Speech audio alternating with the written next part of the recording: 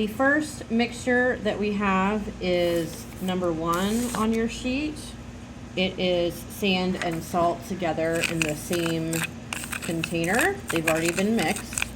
So what I need for you to do is to write down whether it's a heterogeneous or homogeneous mixture and how you think you would separate that. So pause the video and work on number 1.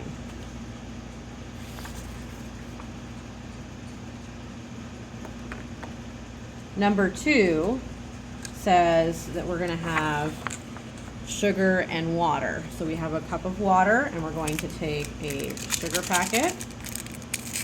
We're going to pour this in, and we're going to mix it up. It's a mixture.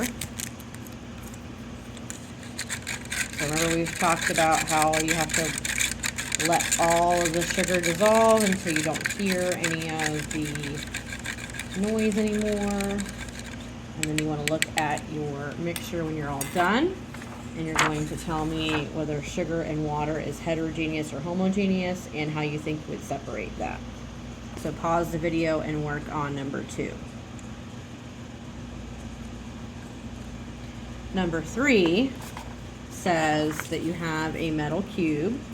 So this metal cube that we have is Fe, and if you remember from the periodic table, that is iron. So we're going to write that on our sheet. And we're going to look up here and talk about what kind of mixture it might be and how we think we may be able to separate that. Pause the video and work on number 3. Number 4 says that it is water and food dye. So we're going to take a cup of water and some food dye, put in a couple of drops. We're going to stir that together. There we are. So then you're going to look at your paper at number 4, which is water and food dye. Tell me what kind of mixture it is and how you think you may separate that. 5 is sand and water. We're going to work on that one. We're going to take another cup of water, and we're going to take some sand. We're going to dump that in. We're going to stir it together. And we talked a while ago about how sand does not really dissolve in the water like sugar does. If you notice, you still see the sand at the bottom of the cup. You can see the line of sand right here.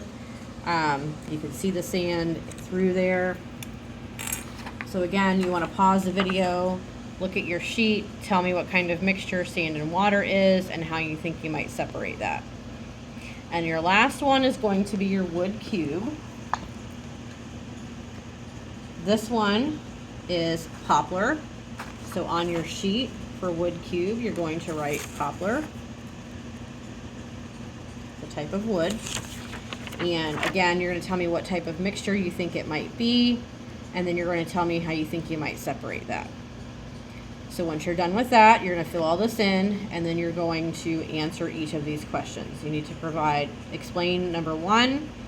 Again, all of these say explain. And then at number 4, you need to provide examples of these, and it says there's examples in your notes. Look on the back page of the notes that we colored together. There's a bunch of examples of solutions for each state of matter, so make sure you list those.